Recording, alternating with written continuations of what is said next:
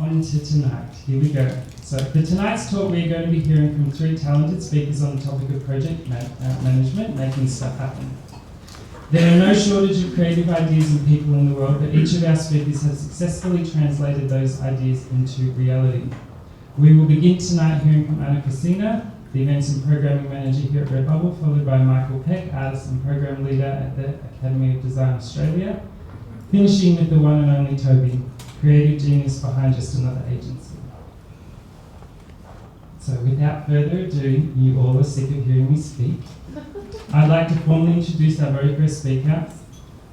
She defies the saying and truly is a master of all trades. As an artist, athlete, and adventurer, Anna is a lover of all things quirky. So please join me in welcoming Anna Kresina.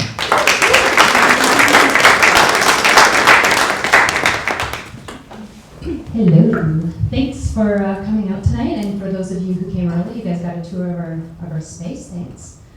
So even though I had an introduction, I'm going to give you a little introduction about myself. So who am I and why am I talking to you? Here's a quick rundown. I'm an adventurer, traveler, and explorer. I've been to over 40 countries, hiked a plethora of mountains, road tripped across Canada and the States a couple times, and basically it's my mission to live for experiences. I'm also an athlete, retired roller derby player, recovering gym junkie. I've always struggled to find a balance between athleticism and creativity, but both have contributed to my life quite a bit. I'm a lover of all forms of art. I've spent a lot of my time exhibiting, publishing, producing theater shows, cabarets, and large-scale sporting events. I even have an IMDb listing. Do not watch the film, it sucks. Which brings me to where I am today. I'm the Events and Programming Manager here at Redbubble. So within my role, I oversee the programming and the marketing of events here in Australia. Within my team, we run talks like this one. We also do tech talks, as you've seen. We do master classes, which are aimed at creatives. So check those out, especially if you're a creative. And we do artist residency programs. So we just concluded our last residency in May. We had a show called Made in House, which was at Federation Square at the No Vacancy there, and we had a fantastic turnout. We currently have new residents as well. We also do markets. This is when we were at Supergraph. And we also do really large-scale events. We did an event called Art Plus Mel. It was a 2-day event. It had 3 different locations. It was interactive. We had live art, and it concluded with a party. So those are the things that I do here at Redbubble. Which brings me to project management. So let's cut the chase and get down to the nitty-gritty. I talked really fast, I just realized. Here we go. These are a couple tips. Number 1, yes, we've all heard this before, work smarter. If you can't manage your own time, how can you manage your teams? So it's really important to be able to focus on productivity and being organized. These are the key ways to work smarter. Has anyone heard of the 80-20 rule? Anyone? No? Yeah. Oh, you people? Yeah? Coworkers, because they hear me talk about it. So this is basically a rule that came out from an Italian economist. He found that an 80-20 distribution occurs frequently. So what does that mean to you? That means that 20% of your customers represent 80% of your sales. Or I guess more importantly, 20% of your time produces 80% of the results. So if you think of it this way, if 20% of the work you really do equals to 80% of the results, then you really need to focus on that 20%. So identify the 20% that you really need to work on, and this actually makes you change the way you work. I've done this for myself, and I feel that it's changed my workload exponentially. Other things to note: use tools. Trello, Google Doc, Confluence, Basecamp, Asana, Evernote, HipChat, whatever you can get your hands on. Just make sure that you're organized. It's really important to keep everything in the same space so that your team has access to it, so that there's no double handling and that it doesn't get lost in emails. However, only use the tools that you really need. There's no point in having like 9 things where everyone needs to kind of search around and find the information at hand. It's really important to kind of have everything consistent in one space. Another one is turn your notifications off. Honestly, multitasking is a hoax. No one's good at it, so stop with the distractions. We're already obsessed with checking our Facebook, our Instagram, our Twitter, who messaged us, who liked us, who added at us, whatever. Just stop with the email fixation as well. I find that just checking your email maybe twice a day, it actually allows you to focus on the tasks at hand instead of being obsessed of responding right away to what emails you're getting around. So nothing is that pressing, everything kind of waits, so turn that stuff off and focus on what you need to do. It's all about working smarter. Number 2, so project management is a full-time job, and in many cases you actually shouldn't be doing the grunt work. You need to think of yourself as a leader and a coach and a mentor, and this is all about how you lead your team. Therefore, it's really important to communicate your vision. Assumptions can really kill a team, and that's therefore being open about what you want your end goal to be is a way to kind of be. So it's just important to communicate your vision because assumptions can actually kill your team. So moving on, working within a team. This is my old team, a different team, not a working team. It's really important to value who you work with. So treat everyone with respect. Don't micromanage. Just focus on the big picture and trust your team. Make sure you delegate accordingly and always just make sure everyone's on track. It's not one of those things to get sucked up on the micromanaging who did what happened. It's really about what's still to come and what needs to be done in the future as opposed to what was previously done. So progress reports, is that okay? Okay. So progress reports are not as important as knowing of what still needs to be completed. Number 3, create a critical path to success. So having a timeline and a critical path is really necessary. So back to why having a critical path is important. When creating a timeline, I find working backwards really helps. This allows you to draft up what needs to be done and how much time you have for it. You can kind of focus on milestones. This also gives your team something to look forward to. If you have a milestone, you can kind of celebrate that achievement together. Also, measuring success is really necessary. You have to think about what is the goal of the project? What are you trying to achieve? And how do you know if you're going to be successful? So outlining key performance indicators or whatever your return on investment is prior to working out the project really gives you concrete objectives to achieve. This is sometimes overlooked and then you miss the whole focus of why your event or project was successful. So for example, I'll talk about Art Plus Mel, which is what I discussed before. In pictures, it looks pretty fantastic. If you were there, it was pretty awesome. But one of the things that we walked away was that we didn't have a proper way to measure our success. Some of the questions we had was, what was our goal? Was it sales? Was it signups? Was it how many people attended? Was it awareness? Was it how many hits we got on social media? What was the whole focus? And if we kind of we had some of those ideas, but if we actually outlined them straightforwardly, is that even a word? If we had them outlined beforehand, we would have been able to have a far greater and more successful event. So risk assessment is another thing that is often overlooked in projects. It's not just about getting the job done, you need to kind of see what issues might be at hand. So can someone guess what 2 main risks are like high risks? Now? Money? Budgets? Going over budget is a big one. And the other thing, not having a lot of time. Sometimes you run out of time. So those are 2 risks that a lot of people need to think about. Which I'll introduce you to this golden triangle. So you can only basically pick 2. Because you can never get something that's quick, cheap, and good. I got a couple giggles, awesome. So in order to compensate for this, I think it's really important to just over budget slightly so that you have a little bit of wiggle room and also create some fake deadlines. I'm a fan of fake deadlines. I always lie to myself and then I forget, and then when I get to the deadline, I'm like, awesome, I got it done, and then realize I had a few more days. As for quality, the reality is you can't really compromise quality. Especially if you have clients, they don't really care how quickly or how cheap the job was done. They always focus and remember how well it was done. So quality is actually really important. Number 5, you can have retrospectives, postmortems, review, evaluations, survey, whatever you want to call it. It's basically a way to evaluate what your project was and what you got done. Whenever your project finishes, you really kind of need to look at what worked, what didn't, what you can do better. So here are a couple sticky notes from one of our old retros. We call them retros here at Redbubble. So after a project, we get together, we say, what did we do well, and we all write it down on a little Post-it, and then we talk about what we could have done better, and write those on Post-its, and also what action items come out of this. So I'll give you an example. This is one of our first talks that we did. We said what we did well was we had a good turnout, we had good speakers, we had good social media awareness. Things we could have done better was we had the lack of garbage bins, speakers didn't face the audience, they were talking like this. We used Envite, which was kind of an issue, and then we switched over to Eventbrite so that we could track how many people are coming out. People got stuck in our elevators, sometimes that's still an issue. And then out of that, we had action items. So we prepped the speakers, we switched to Eventbrite, we had people work the door in the elevator. We changed the time that the talk was taking place in order for people to come to.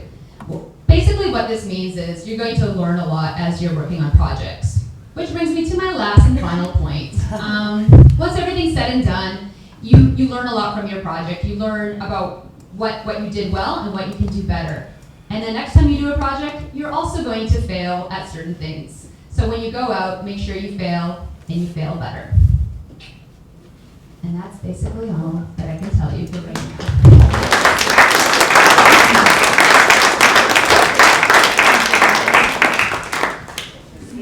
So, now to our second speaker. He is a practicing artist who has exhibited all around Australia. His work invites you to contemplate the nature of consciousness, self-awareness, and our emotional state, passing his experience and knowledge along to his students at the Academy of Design Australia's other passion, something we will soon see that he clearly does well. I'm very excited to introduce Michael Peck.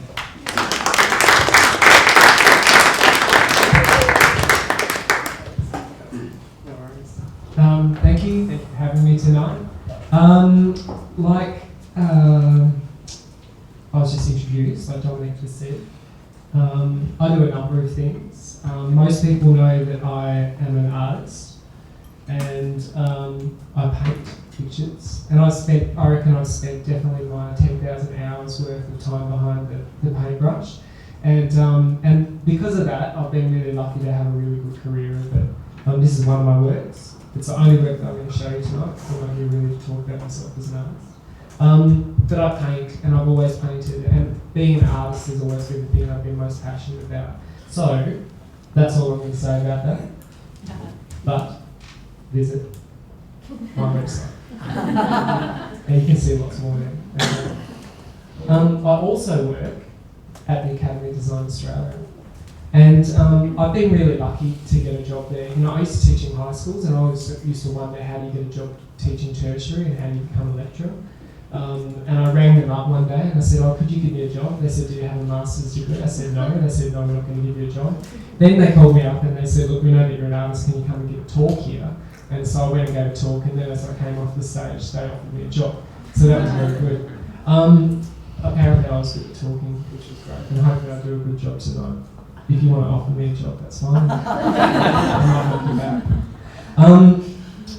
But I've been working here for the last 4 years. I teach primarily visual arts. And last year, I got this great opportunity to do a few things. They made me into a program leader, which means that I get to do really, really exciting projects in the public. Sometimes they're things that I just get to dream up. Sometimes they're things that students dream up.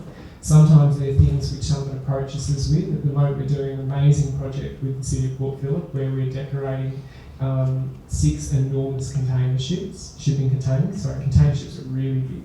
But shipping containers are enormous. And we start this on Monday, and it's really exciting in terms of project management and stuff. It's kind of the things that your dreams and nightmares are probably made of at the same time.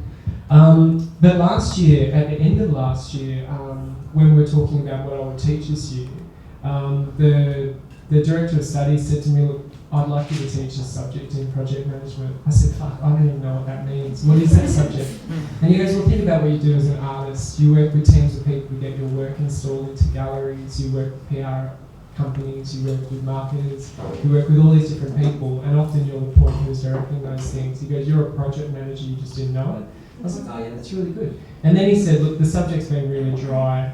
And I went, oh shit, okay, what do I do with that? But I sort of took that as a bit of a personal challenge. I thought, well, how do you make a subject which is dry into something which is really interesting? You don't do it by just standing there and saying, all right, so this is this, we do this, we write this, we do this, and then you hand this in at the end of the unit. You do it by finding ways to engage people and to engage the students. So I thought, all right, well, how do I do that? And I thought the best way to do that is to give something where there has to be a concrete expectation. They actually have to do something which actually has real consequences. So what I did was I came up with this plan where the students would either have to create a pop-up shop or a brand activation. And so when I walked into the class on the first day, the first thing I heard from one of my most critical students was, she said, "This is going to be one of those really boring subjects, isn't it?" And I went, all right, I'm going to prove them wrong. I'm going to do this differently. And by the end of that lesson, I had them all really excited, because once they realised that I wasn't talking about hypothetical, I wasn't just getting them to plan a pop-up shop on paper, but I was actually saying, all right, you guys actually have to do this. You have to find something that you're going to sell, or you're going to make it. You have to find somewhere that you're going to do it. And you need to work with lots of people doing it, and you're going to work in groups. So there was this sense of excitement straight away from doing that. So I kind of go by this model and explain to you from what my daughter, I ran this by her, she's 5 by the way, she's a genius. I said to her, "Isabel, what does this mean?" She goes, "Well, Dad," she said in a cute girl voice, not mine. She goes, "All right, it's a cloudy, dark night. There's a thunderstorm, and everyone's scared. So then everyone falls in love, and then someone remembers to turn the light on." Thank you very much for having me. I'm going home now. All right, so that's from the aim of her 5-year-old, and she's actually really close, I think. She's pretty clever. She's my daughter. All right, so we start with a problem. When we have a project, okay, it could be a challenge, it could just be someone saying, all right, get this done by this time. And then we have what we call creative abrasion. And this is by no means not my term, it's been used a lot by creative directors before. The idea of creative abrasion is this idea that before you get to making really good collaborative work, in order to get the best ideas on the table, there needs to be a little bit of tension, there needs to be a little abrasiveness, where everyone gets the time where they get to butt their ideas up together. Because after a while of butting your ideas up against one another enough, sometimes those ideas actually start to stick together and you get really great ideas. And the idea of creative abrasion is really this way of trying to create the most interesting and the most innovative ways of making work. And then we collaborate. So the idea is, from a project manager's perspective, is to try and create a situation where you create really good ideas, and then you find a way that you get everyone to focus on some of those ideas and push them forwards. And then you have the solution. So it looks pretty easy, it's really not that easy. But the idea is to try and foster a situation where people get to hear, get their ideas heard, and then get to somehow see them valued by actually seeing them out. Like Anna said before, sometimes as a project manager, you're not the person who is actually coming up with all the ideas. You're just fostering an environment where you're trying to get the best stuff across the line. So with the pop-up shop, I gave the students this task. They're all third-year students, fashion students, advertising students, and graphic design students. And so basically I said to them this. Alright, so each group was given a budget of $0, which they really didn't like that idea. And they had 15 weeks to do it. And what they had to do, they had to do 4 stages. They had to write a project definition and a schedule, which is basically mapping out what they needed to do for the project. It was trying to find the right questions to ask so they could get the right answers. They needed to design the pop-up, how it was going to look, and we looked at all these great, amazing, awesome-looking pop-up shops, which if you had $20,000 would be easy to do, but my students had a budget of $0. They did have a budget. It was decided by their group. Okay, so they might have decided at the start they were happy to each put in $50 each, which is probably the cost of books for a class. Some of them had set ridiculously high budgets, and I had to talk them out of spending, $4,000 or $5,000 on something. Just going, you're probably not going to make it that. But some of them still spent a lot of money. They had to implement the project, and at the end they had to evaluate it. So I've got two projects which I'm going to show you that the students actually did. And the first one is this group which was called COSA. And I've got a question there. What do fashion students know about concrete? Bucket loads. I am a dad. I'm allowed to make dad jokes. All right, and that little animation took me 4 hours to make. So okay, so they use concrete to make these things. Okay, so this group of fashion students had seen someone do this in Geelong, where you could make like a really cool stool using concrete in a bucket and sticking some sticks in it. And they go, wow, that costs $2 to make, and these people are selling them for $90 each. So they decided that they would make the same stool. Basically, they just stole the idea and put it into practice, and they did really, really well out of it. They also then worked out that they always had all this leftover concrete that they didn't know what to do with. So they started making little bowls and little pots and all these things and planting succulents, because succulents are cool. We all know that. So they did that, and they also managed to. They started up an Instagram account where they suddenly managed to attract, and these were all legitimate, they didn't pay for anything. In the space of about 3 weeks, they got about 2,000 followers on Instagram, which is pretty good. And they and people started looking at them on Instagram going, hey, this business is good, let's sell our stuff through them. So before they'd even started anything, they had people consigning their works to them, and they got more stuff. So they were selling on the premise that if they sold, they'd make some profit, but they didn't have to put up any money in front. So this group only, they didn't spend very much money. I'm going to go through these really quickly. These are some of the things that they said they were going to do. So design and run a successful pop-up shop, consign and make a range of affordable minimalist creative products, find a high-end retail venue, run a successful social media campaign, build positive brand identity and reputation, allowing the opportunity for future endeavours. How did they go? So here's a little video that they made. Sorry, I'm starting to rush now because I've just got my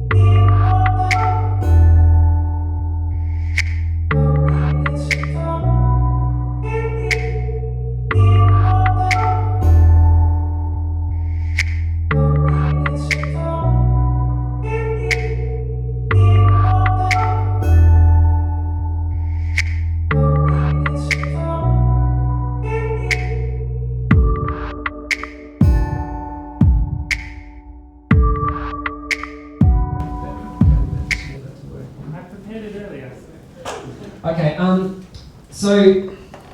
these guys, like I said, they managed to make, actually I didn't say this, this group, out of spending about $320, managed to make about a $3,000 profit. And they were really, really excited about that, because I kept saying to them, you might not make a profit. So they came back and they showed me all their results, and I'm really happy. The reason why these guys were really successful as a group, there's a couple of reasons why. One, they were really, really good at just approaching people. It's 5 girls who are quite energetic, who had this attitude that they could not fail on it, that they would just do the best that they could. Some of them had said to me, oh, they're not used to getting good marks for something. They got really good marks for this project.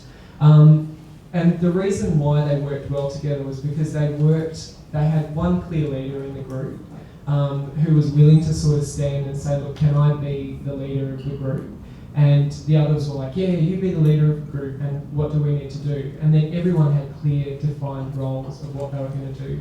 When everyone tries to be a leader of the group, it completely fails. And when no one wants to be a leader of the group, it completely fails. So in this group, they did really successfully like that. They were really good at evaluating, and now they've set up their own little online store, and they're planning to conquer the universe with what they do. So the second group, so the first one was a commercial project. The second project, there's two of the girls here today, Italia and Kresina, and they ran this project. The second group, who are these guys, they decided that they would do a project for a not-for-profit. They really wanted to do something which was more about giving back than receiving. So they actually did a project for this group called Stop One Punch Can Kill. And what they did was they wanted to raise awareness about street violence and the consequences that has on victims of cow punches. And let me come to this. What their objectives were to design a high-profile public brand activation, raise awareness about consequences of social violence, pitch the concept to a charity organisation, find an incredible venue to launch the campaign, write and deliver a successful press release.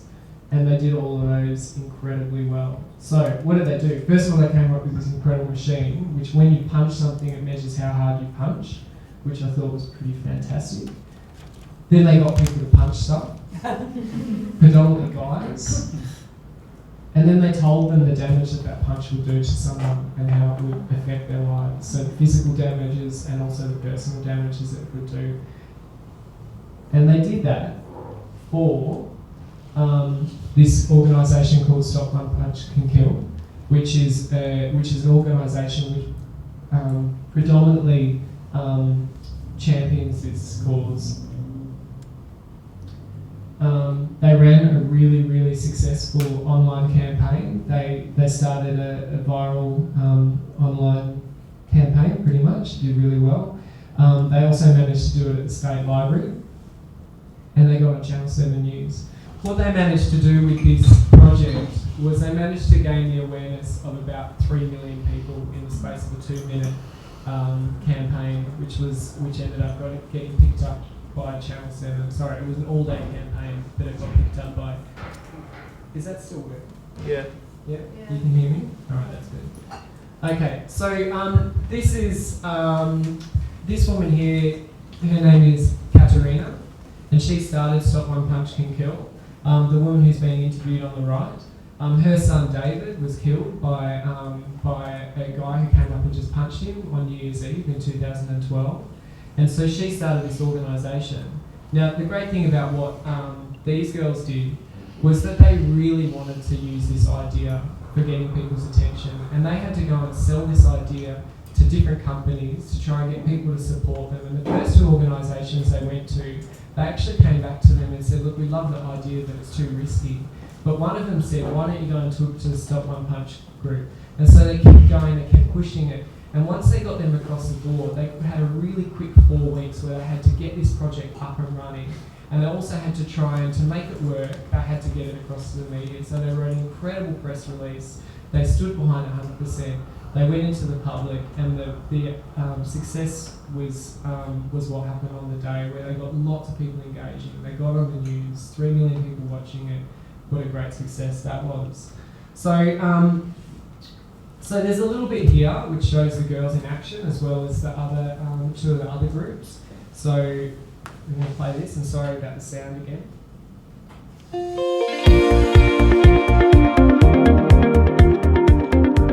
The overall experience was great. To be honest, I'm so proud of what we achieved in such a short period of time. It was definitely a very rewarding experience in that we got to give so much, but also really an experience we received so much as well. And during the day we sold heaps and heaps of products, which was much more than we estimated. So I would recommend to think bigger next time. Like, we thought big, but you should always think bigger and aim high. Hi, I'm James. I'm in final year of Academy of Design, majoring in fashion design. Here's Melbourne Central, and I'm just going to show you some of my design. Check.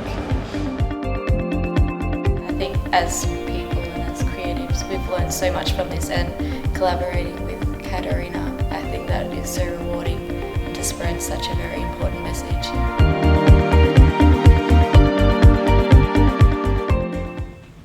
So out of 13 groups, 10 of them were really, really successful. successful. Only 3 of them were not great, and the reason why the 3 were not really came down to the fact that no one really wanted to stand up and sort of push those projects along.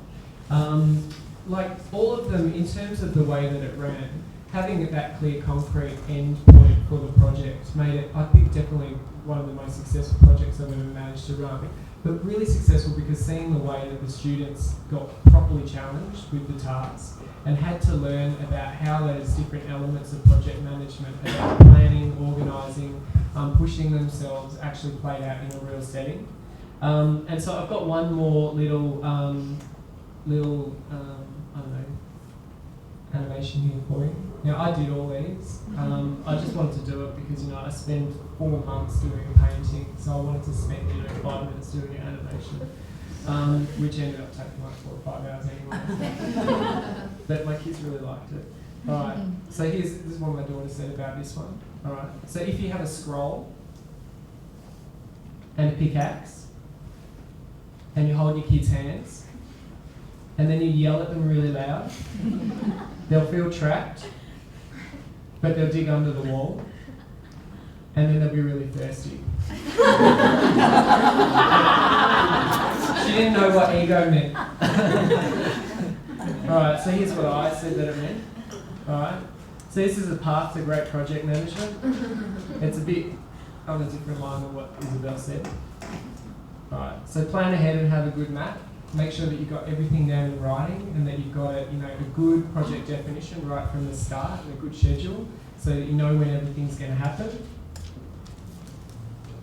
Make sure that you find your team members' skills. Sometimes this can take a while, and sometimes you need to know someone quite a while, and sometimes you'll seek out people with skills to start with.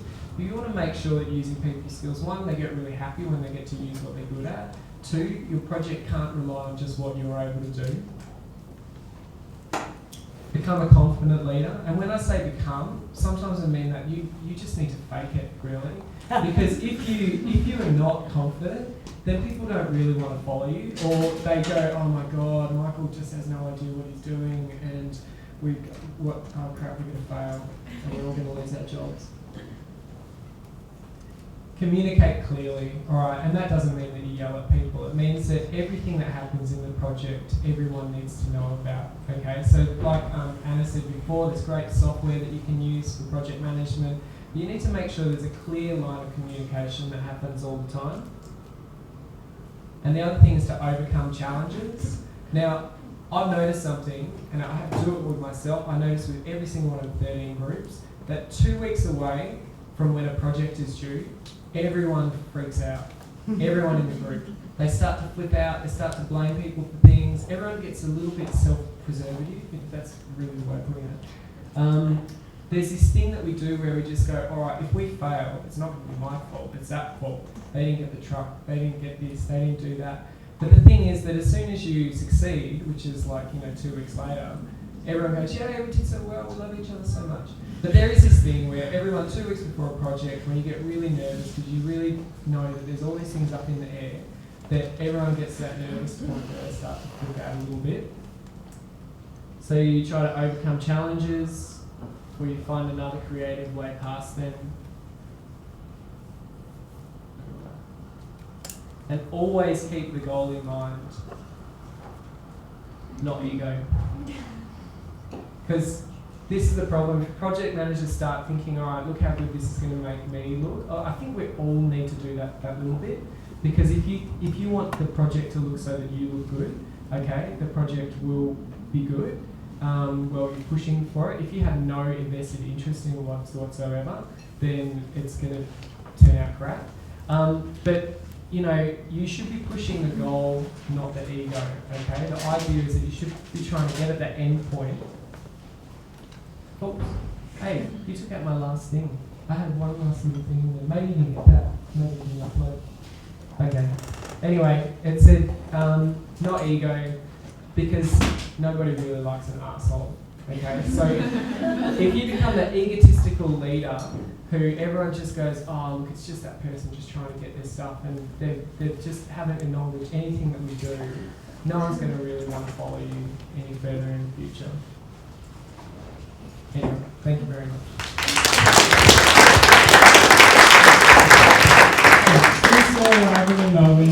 Sarah Toby, or affectionately known as Toby, has cemented herself in Melbourne's vibrant creative arts community. Now a widely respected leader amongst her peers, she has diligently and passionately worked to secure her standing within the top tier of arts professionals currently working in this highly competitive field. Please join me in welcoming Toby.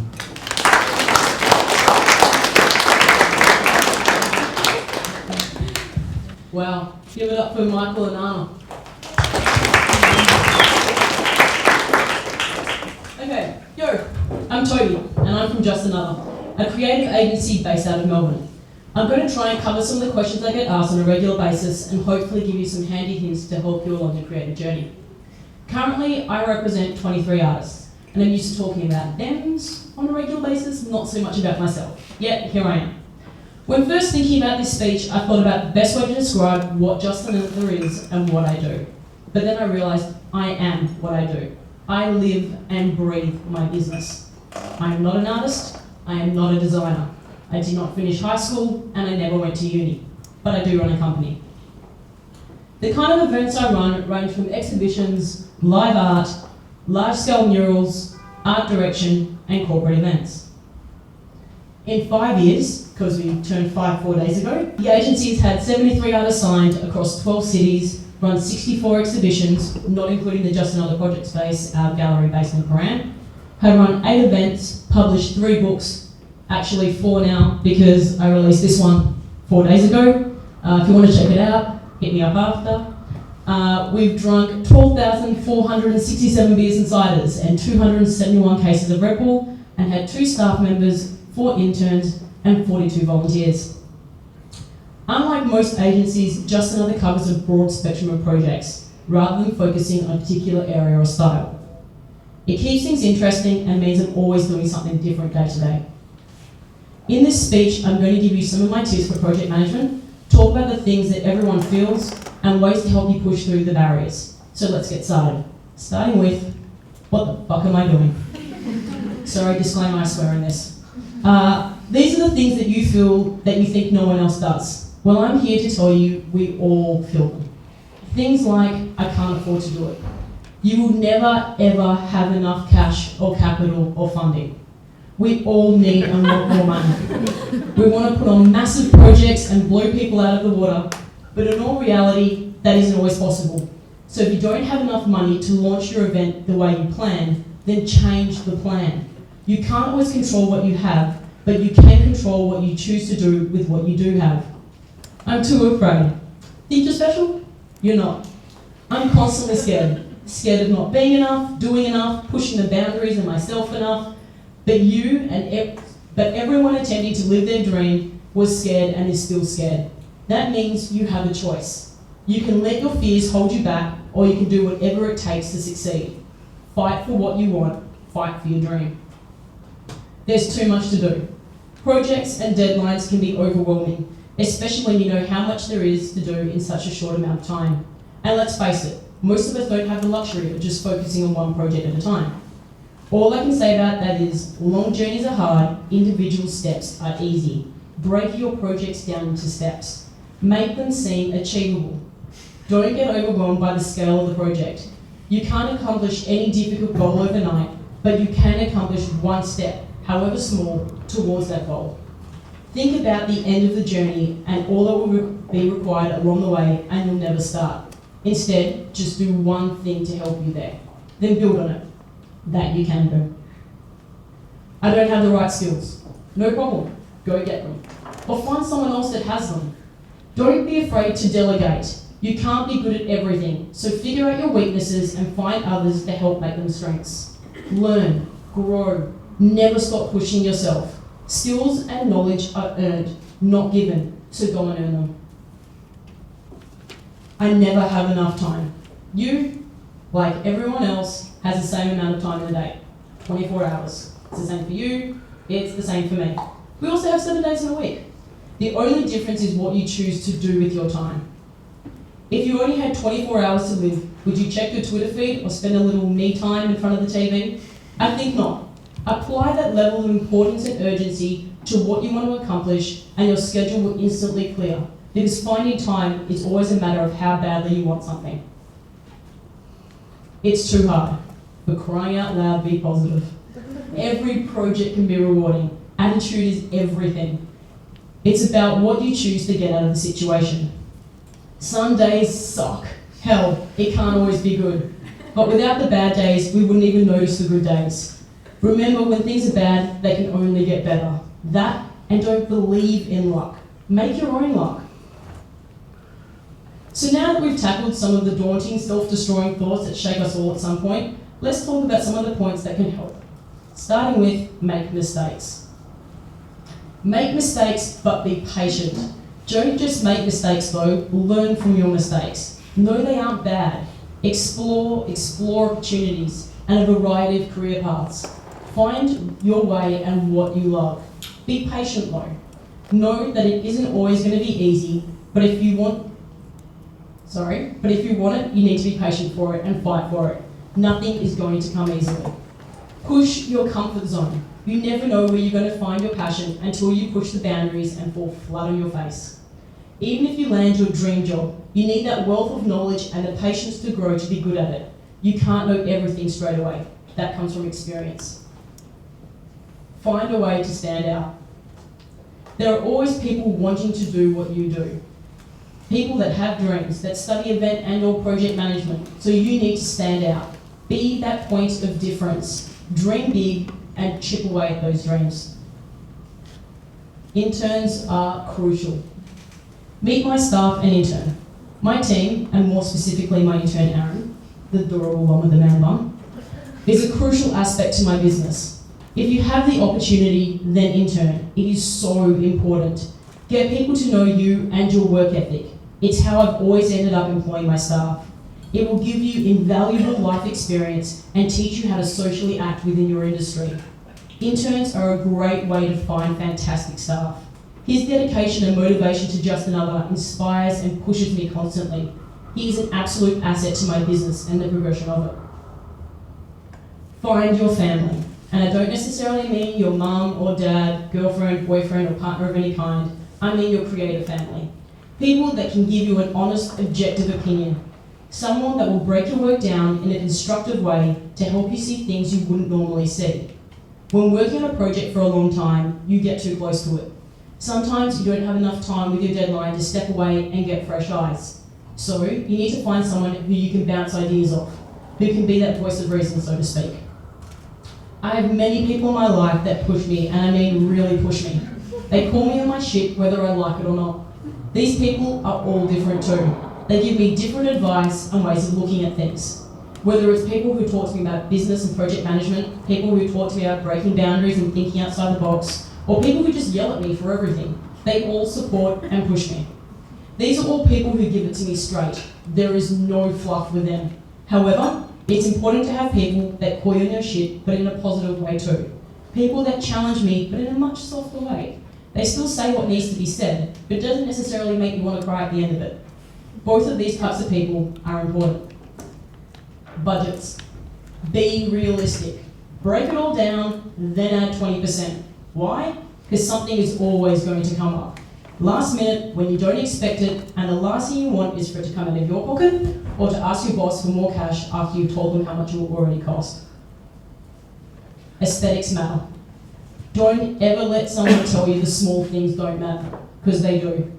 It's about setting yourself apart, and usually it's in the details that do that. I'm not saying be pedantic though. If no one else will notice it, then don't sweat it. But clean lines and small things really can make or break an event. Now, you may be wondering as one person, how the fuck do I get done what I need to? Because technically I'm the only person who works full-time in Just Another. Organisation is key.